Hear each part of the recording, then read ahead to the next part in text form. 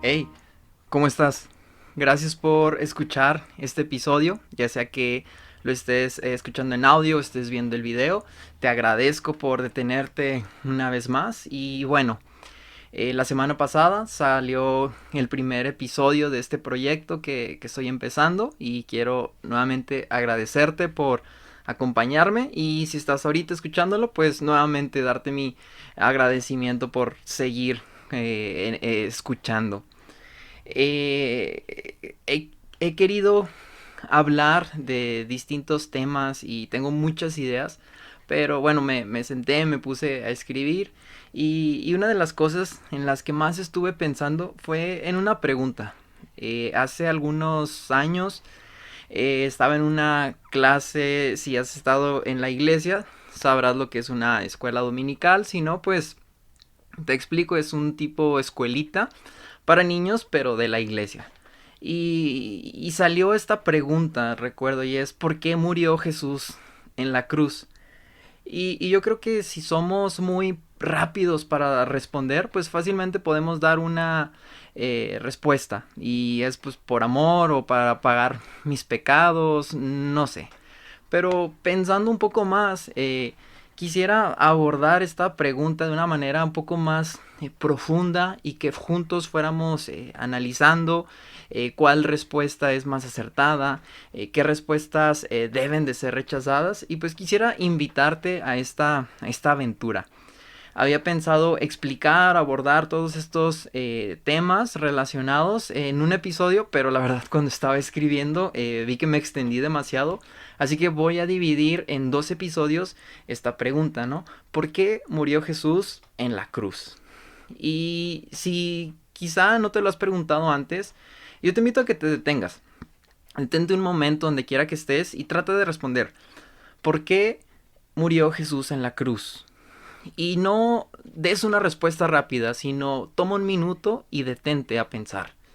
Si quieres ponerle pausa a este video, ponte a escribir algunas ideas, pero no seas muy pronto para responderlo, sino, en serio, detente y piensa por qué murió Jesús en la cruz. Es un ejemplo el que voy a decir, sé que no tiene el mismo impacto, pero por ejemplo, ¿por qué compras mandado? Si damos una respuesta rápida, pudiéramos decir, bueno, porque tengo dinero. O compro mandado porque la tienda está abierta. Compro mandado porque está abierto y puedo hacerlo. Pero tratando o deteniéndonos y pensando más profundo, ¿por qué compras mandado? Bueno, pues porque tenemos que comer. ¿Y por qué tenemos que comer? Bueno, porque es un proceso biológico que necesitamos para seguir existiendo. Así que ¿por qué vas al mandado? Pues para seguir existiendo porque necesito comer. Ahora, quiero invitarte que pensemos por qué realmente murió Jesús en la cruz. Eh, no podemos dejar de lado, ¿sabes?, el misterio. Eso quiero dejarlo claro desde el principio. Vamos a tratar de ver las distintas explicaciones que se han dado, pero quiero que nos detengamos o tengamos siempre presente que al final del día hay un misterio, hay algo que Dios quiso hacer y quizá no lo entendamos de una manera completa o total. Nos tocará entenderlo algún día cuando estemos en la eternidad frente a Él. Pero por lo pronto, partiendo de esto, quisiera que pensaras a quién le pagó Jesús la deuda en la cruz, ¿no? Por ejemplo, agregar otra pregunta. ¿Por qué tiene que morir en una cruz? O también, ¿quién mató a Jesús en la cruz? Para, como dije, ir respondiendo, ir caminando estas preguntas, pues vamos a ver qué es lo que ha dicho la iglesia durante su historia. Y en este primer episodio vamos a ver cómo la iglesia ha intentado dar una respuesta a estas preguntas. Y en el siguiente episodio vamos a ir explorando cuál es la respuesta más concreta o que más se acerca a todos estos cuestionamientos. Así que vamos a ir empezando. Antes de empezar con la historia, número uno, tenemos que entender que es una teoría de expiación. Una teoría de expiación son ideas que pretenden explicar por qué muere Jesús en la cruz o por qué Jesús tiene que hacer este sacrificio, así como explicar sus consecuencias. A estas preguntas o estas explicaciones, ideas, se les llama teorías de expiación. Así que Jesús, número uno, tenemos que saber que no hay una manera concreta para describir todo este suceso. ¿Sí? La mayoría de las veces que los escritores del Nuevo Testamento tratan de explicar por qué Jesús muere en la cruz, pues lo hacen utilizando símbolos y metáforas. Número dos, tenemos que tener cuidado de no reducir el Evangelio a una sola teoría de expiación. Tenemos que saber que el Evangelio es mucho más que la suma de todas las teorías de expiación que vamos a ver. Y tercer lugar, para describir el sacrificio de Jesús es mejor conocer las distintas teorías y tratar de aprender lo mejor de cada una de ellas, así como rechazar las cosas que pues no aplican o no aportan nada a todo este argumento. Así que bueno, vamos a iniciar. Antes, eh, durante los primeros tiempos de la iglesia, había multitud de opiniones. Pero tratando de resumir una gran parte de opiniones, es que durante la época de los padres de la iglesia, que es el segundo siglo, principalmente una idea impulsada por Orígenes, uno de los teólogos de aquella época, era la teoría llamada del rescate. ¿Qué quiere decir la teoría del rescate? Bueno, que la muerte de Jesús en la cruz fue un sacrificio de rescate. Quizá no tengamos un problema en entender esta teoría, ya que lo que dice es que Satanás tenía el derecho legal o el poder sobre la humanidad y Jesús, a través de su muerte y su sacrificio, decide pagar esta deuda por la humanidad hacia Satanás. De modo que Jesús paga un costo a Satanás y trae la liberación hacia la humanidad. Esta es la teoría del rescate que se impulsaba en muchos círculos de la iglesia del segundo siglo.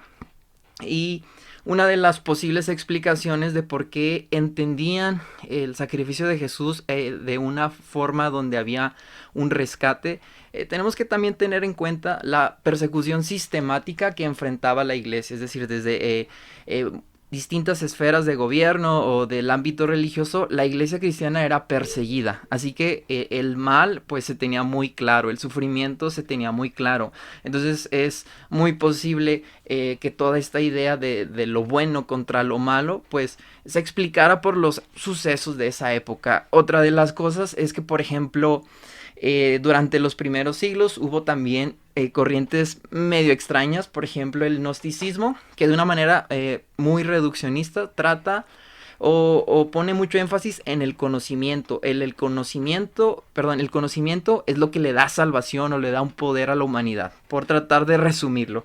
Otra corriente de la época eran las corrientes dualistas, como dije, el bien contra el mal. Así que tratar de entender el contexto pues nos puede ayudar a ver por qué se propuso que Jesús muere por un posible rescate que hace de la humanidad a través de un pago hacia Satanás, ¿no? Ahora, eso es por un lado. Hay otras distintas teorías que se desarrollan en base a una idea un poco distinta. Y esta es la teoría de la recapitulación. ¿Qué quiere decir? Bueno, primero quiero explicar que esta teoría es impulsada por uno de los teólogos del segundo siglo llamado Ireneo de León. Y pues él rechaza en respuesta a las distintas herejías o ideas extrañas de la época, él propone una teoría un poco distinta a la teoría del rescate. ¿Qué dice esta teoría? Esta teoría pone énfasis en Jesús como el segundo Adán. Y Jesús va a recapitular o a vivir nuevamente la vida de Adán desde el principio, pero esta vez sin equivocarse. Por eso le llama recapitulación, porque vive nuevamente los capítulos de la vida humana, pero esta vez sin cometer los mismos errores. Para explicarlo, porque quizá esta es una teoría con la que menos estamos familiarizados y más adelante explicaré por qué, menos de este lado del mundo. Voy a citar a Ireneo en un escrito que él tiene contra los herejes, libro 5, capítulo 21, él dice esto: el Hijo del Hombre, para recapitular en sí aquel hombre viejo, del cual él mismo se hizo criatura mediante la mujer, para que así como por un hombre vencido nuestra raza descendió hasta la muerte, así también por un hombre victorioso ascendamos a la vida. Y como la muerte recibió la palma contra nosotros por un hombre, así también nosotros, por un hombre, recibamos la palma contra la muerte. ¿Sí? Ireneo trata de ver en Jesús nuevamente la vida de Adán y, para ser un poco más claros, toda la vida de la humanidad. Así como la humanidad desciende a la muerte, Jesús, en representación de la humanidad, desciende a la muerte, para que desde allí la humanidad representada por Jesús pueda ascender a la vida. Así que para Ireneo, el objetivo final de Jesús no es solamente la muerte, sino que es necesario que Él entre a la muerte, no para quedarse ahí, sino para rescatar la humanidad y nuevamente hacerla divina en su representación. Es una forma breve de entender lo que quiere decir la teoría de la recapitulación. Así que surgieron muchas teorías, quiero ser claro, de expiación, pero la mayoría puede descansar en estas dos, la teoría del rescate por un lado y la teoría de la recapitulación. Bueno, pasan los años y así llegamos hasta el siglo XI de nuestra época y hay un personaje llamado Anselmo de Canterbury. Y lo que él hace, él escribe un libro en latín, Cur Deus Homo, y ahí él propone modificar la teoría del rescate, ¿se acuerdan? Donde Dios decide pagarle a Satanás el costo por la humanidad a través de Cristo. Pues Anselmo dice, es que para mí está mal, porque ¿cómo Dios le va a pagar algo a Satanás?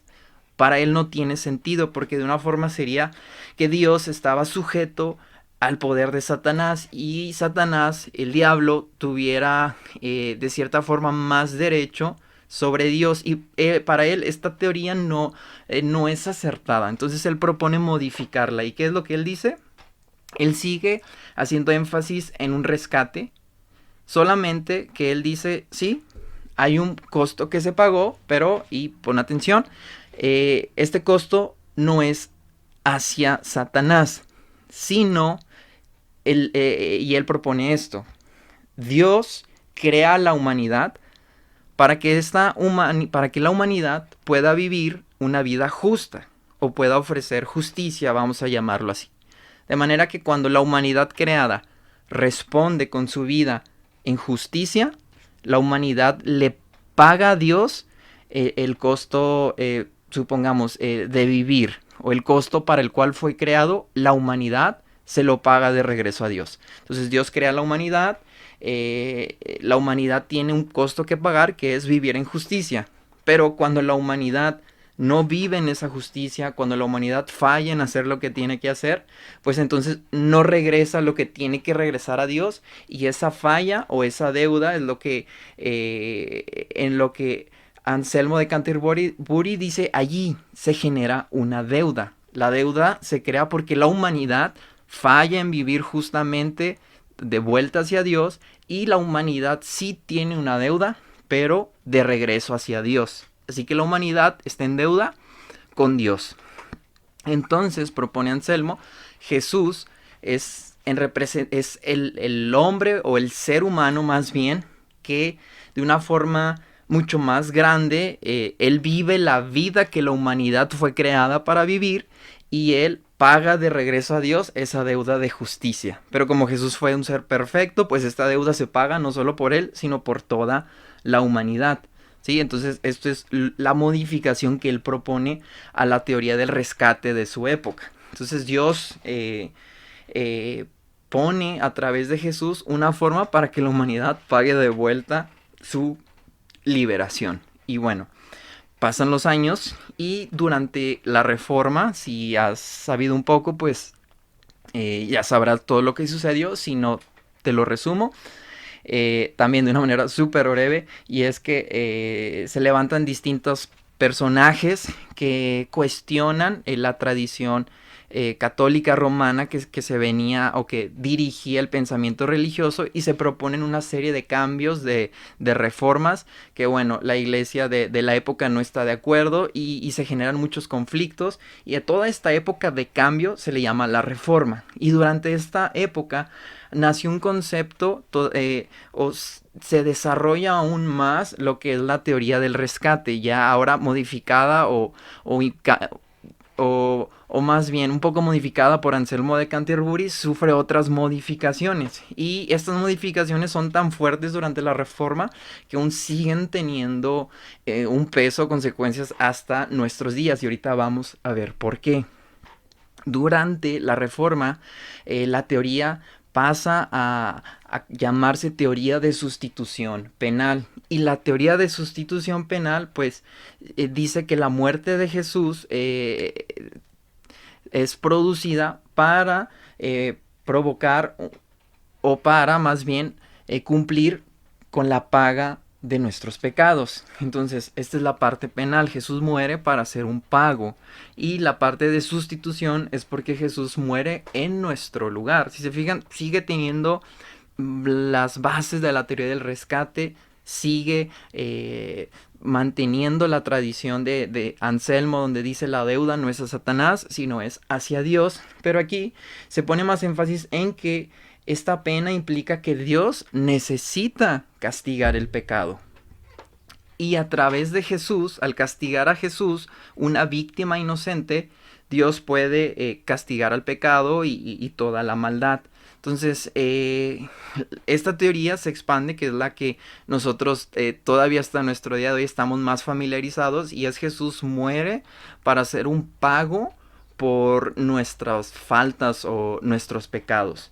Y bueno, esta teoría es tan famosa que se empieza a expandir no solo en los círculos calvinistas, predicadores calvinistas como George Whitefield, también en predicadores arminianos como John Wesley.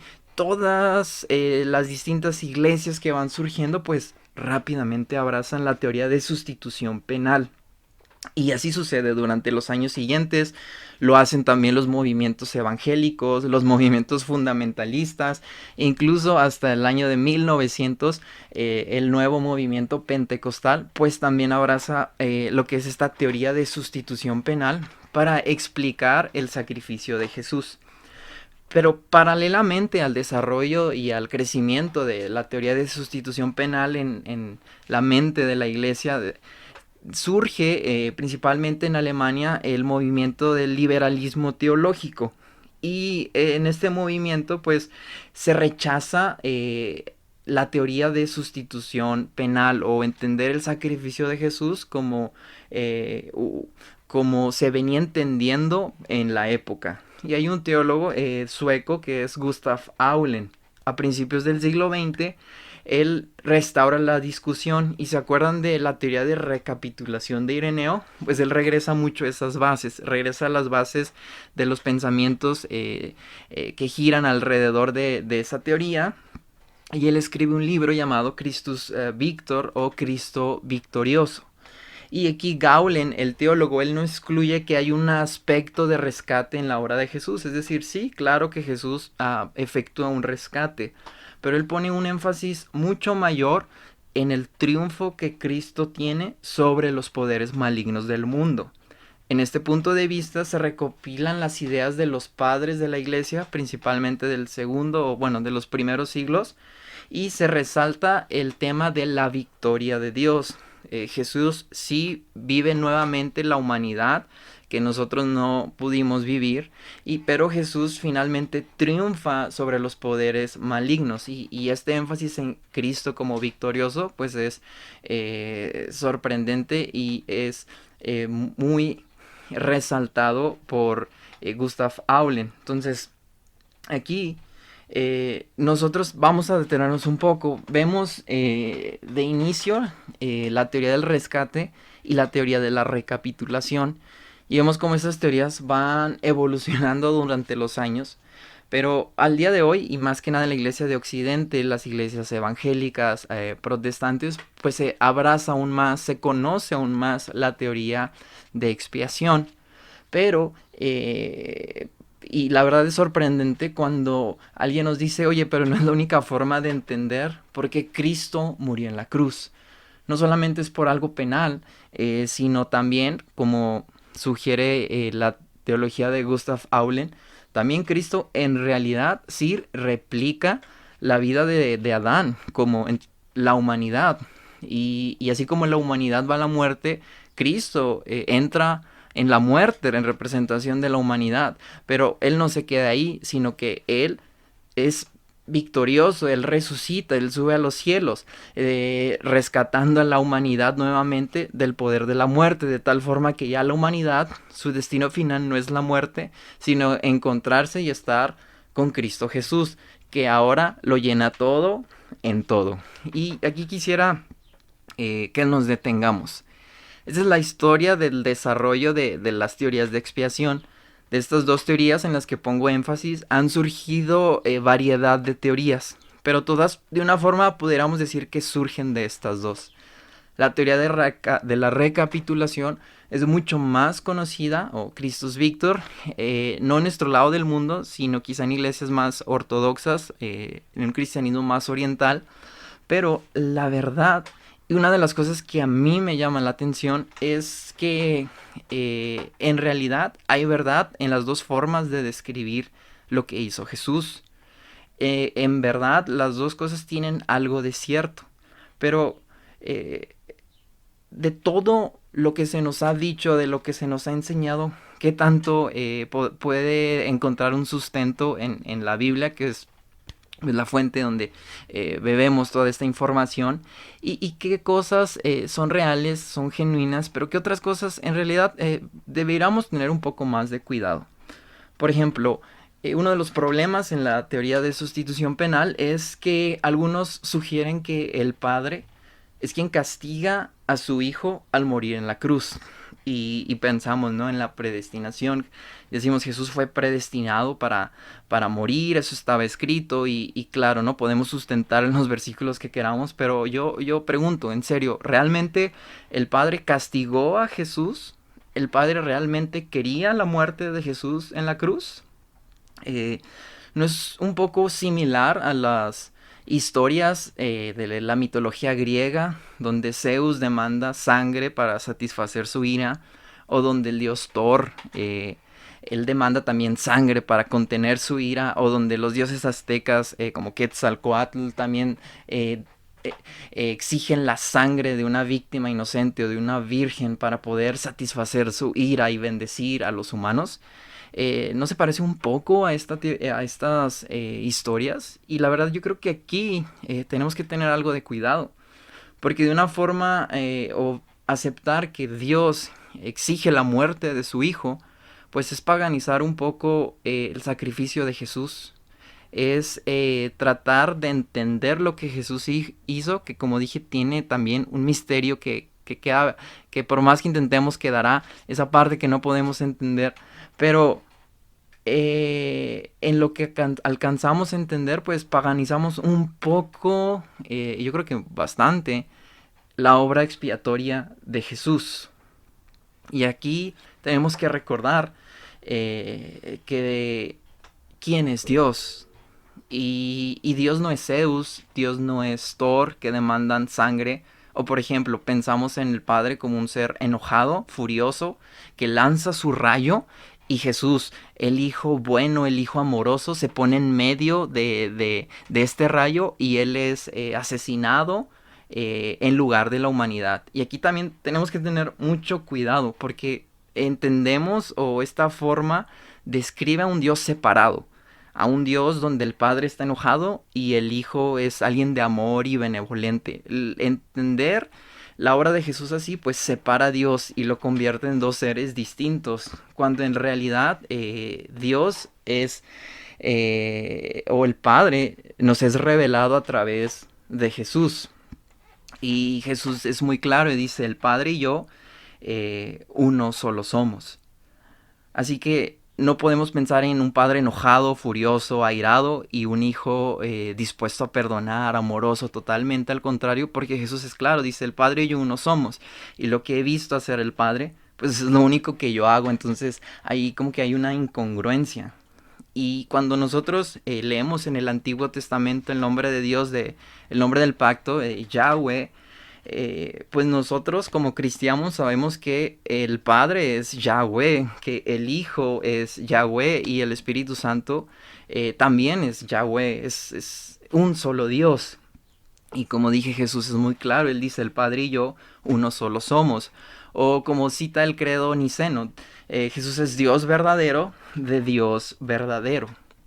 Y pensar que el sacrificio de Jesús tiene lugar donde dos entidades distintas con intereses distintos se encuentran, pues eso es algo hasta cierto punto totalmente contrario a lo que la Biblia enseña, a lo que nosotros predicamos, y quizá muchos lo decimos de forma inconsciente, pero yo sí quisiera aclarar, la verdad es que Dios no estaba enojado, Dios no estaba airado. Y bueno, quizá yo sé que estás preguntando, ¿y qué de la ira de Dios? ¿No? Las cartas, el Antiguo Testamento habla de la ira de Dios. Pues bueno, la ira de Dios es un estado, sí, es un estado de Dios, pero no es un atributo o no es una condición eterna. Es un estado, es un momento. Los profetas, los salmistas son muy claros, tu ira dura solo un momento, pero tu misericordia de generación tras generación. Así que entender la ira de Dios de una forma literal, pues entonces tendríamos que entender también que, o ver a Dios como una gallina de forma literal, ¿no? Porque Él lleva y cubre a sus hijos en sus alas. Entonces Dios tiene alas, ¿no? Siguiendo la misma analogía, a través de los profetas dicen que Dios amamantó a su pueblo Israel. Bueno, entonces Dios también tiene pechos, ¿no? Si decimos que la ira es literal. Así que tenemos que entender los distintos textos, pero saber que Dios es revelado a nosotros a través de Cristo Jesús, ¿sí? Y Dios no desea castigar a Jesús, Dios no odia a Jesús, Dios no odia a la humanidad, Dios no odia al mundo. Y Juan 3:16 es claro, dice, porque de tal manera amó Dios al mundo que ha dado a su Hijo unigénito para que todo aquel que en él cree no se pierda. Y yo sé que tú sabes cómo termina, pero muchos creen que Dios odió al mundo, que decidió matar a su Hijo, y entienden o toman una idea distinta sobre quién es Dios. Ahora quizá digas, no, pero el Hijo fue abandonado. Jesús dice, Padre, Padre, ¿por qué me has abandonado? Bueno, Jesús es judío, y lo que hace Jesús en realidad es citar el Salmo 22. Y tú puedes revisar el Salmo 22 y es una oración, porque Jesús pues es judío, y como todo judío en tiempos de angustia pues oraban los salmos, no es de forma literal. Tú puedes leerlo, tú puedes investigarlo después, pero la ira de Dios, como dije, es más un estado, es un estado más que un atributo. En realidad no hay una separación. Y yo sé que quizá tengas preguntas, o me estés mirando a través del celular con ojos incrédulos, o quizá ya le hayas puesto pausa y te hayas cambiado de episodio. Bueno, si llegaste hasta aquí, quiero agradecerte. Y quiero, bueno, invitarte a que sigas escuchando en el siguiente episodio. Ahora vimos la historia, las dos principales teorías de expiación. Termino diciendo esto, que Dios, que el Padre y Jesús no son dos seres distintos, el cual uno odia y el otro ama, sino que Dios es uno, el Padre ama, el Hijo ama, y Jesús es muy claro, Él dice, lo que yo hago es lo único que he visto hacer al Padre. Entonces, ¿qué sucede en la cruz? Entonces, ¿por qué Jesús tiene que morir? Si Dios no estaba enojado, si Dios no es como Zeus, que exigían la muerte de un ser humano inocente, si Dios no es como los dioses aztecas, entonces, ¿por qué Jesús tiene que morir en la cruz? Y si quieres escuchar cómo intento responder esta pregunta, ahora viendo lo que dice el Antiguo Testamento, los distintos versículos, pues bueno, te invito a que te conectes, que escuches el episodio de la próxima semana. Y bueno, quiero desearte un buen día, gracias por escucharme y nos vemos hasta la próxima.